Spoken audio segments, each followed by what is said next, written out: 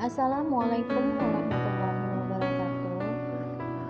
Perkenalkan, nama saya Siska Marleni. Saya merupakan CGP Angkatan kelima dari Kabupaten Serdang Bedagai, dan saya berasal dari SMP Negeri 1 Pantai Cermin. Kali ini saya akan menyimpulkan dan merefleksikan modul 1.1 terkait LK 1.1a.8 koneksi antar materi, yaitu refleksi modul filosofi pemikiran Ki Hajar Dewantara. Untuk lebih jelasnya, silahkan dengarkan dan perhatikan cuplikan berikut. Kasih. Potret pendidikan di Indonesia itu dimulai pada masa kolonial Belanda. Kemudian, tetapi pada masa kolonial Belanda, ternyata pendidikan itu hanya digunakan untuk mendapatkan tenaga kerja yang murah, yang bisa membaca, menulis, dan berhitung untuk kepentingan Belanda. Pada tahun 1908, berdirilah Budi Utomo sebagai cikal bakal kebangkitan bangsa. Selanjutnya, pada tahun 1922, lahirlah Taman Siswa di Yogyakarta sebagai pengemas kemerdekaan dan kebebasan kebudayaan bangsa. Pendidikan, menurut Ki Hajar Dewantara, pendidikan adalah tempat persemaian benih-benih segala jenis kebudayaan yang hidup dalam masyarakat. Oleh sebab itu,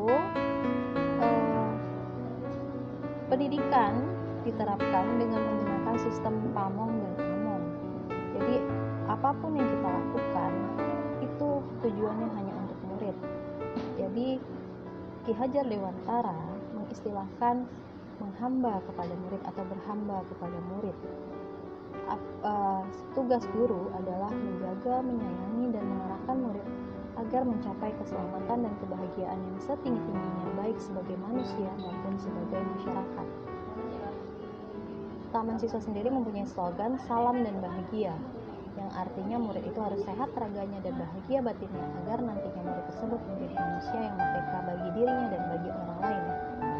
Dan hal inilah yang cocok diterapkan pada masa sekarang ini.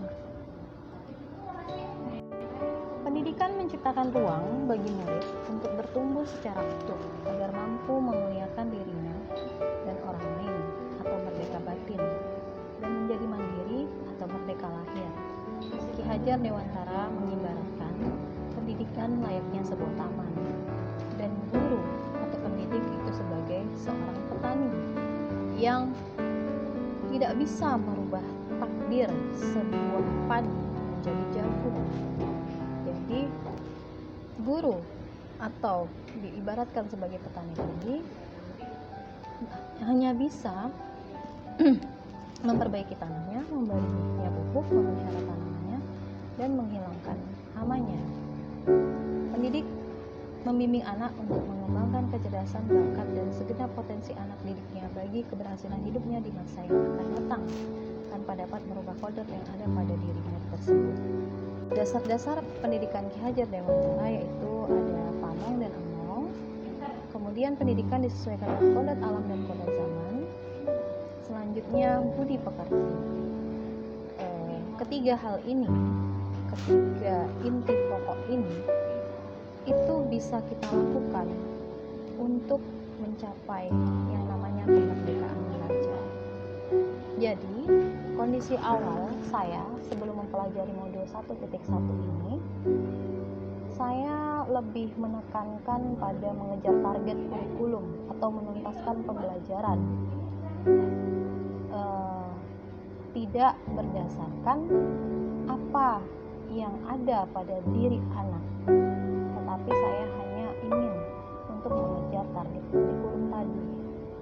Selanjutnya yang saya lakukan adalah pembelajaran itu biasanya saya utamakan itu adalah aspek kognitif, sehingga labeling nilai yang menjadi patokan utama saya. Kemudian saya juga tidak memandang setiap siswa itu memiliki karakter unik yang berbeda satu sama lain. Jadi saya cenderung memaksakan apa yang saya inginkan kepada anak tersebut.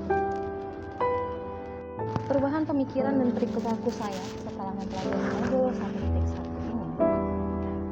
ternyata pendidikan itu intinya adalah hanya menuntun siswa ke arah yang lebih baik tanpa memaksakan kehendak sesuai dengan keinginan pendidik, karena setiap murid memiliki kodratnya dan kemampuan karakternya masing-masing, sehingga diperlukan merdeka belajar untuk mencapai tujuan tersebut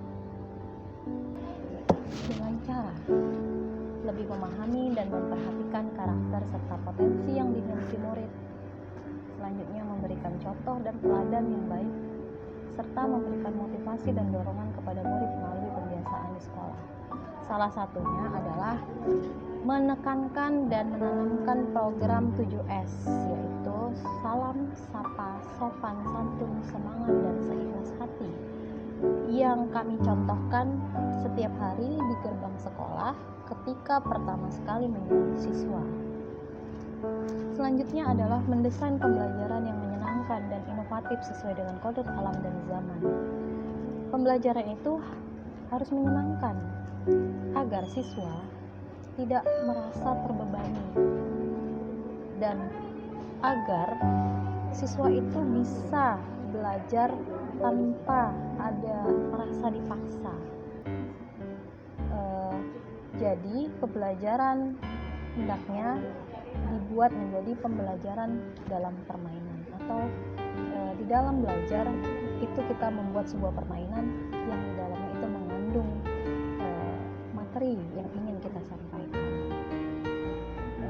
Mungkin itu saja yang bisa saya simpulkan dan saya lakukan setelah membaca dan memahami modul 1.1 tentang filosofi pemikiran Ki Hajar Dewantara. Terima kasih. Merdeka Belajar Indonesia Jaya. Wassalamualaikum warahmatullahi wabarakatuh. Salam dan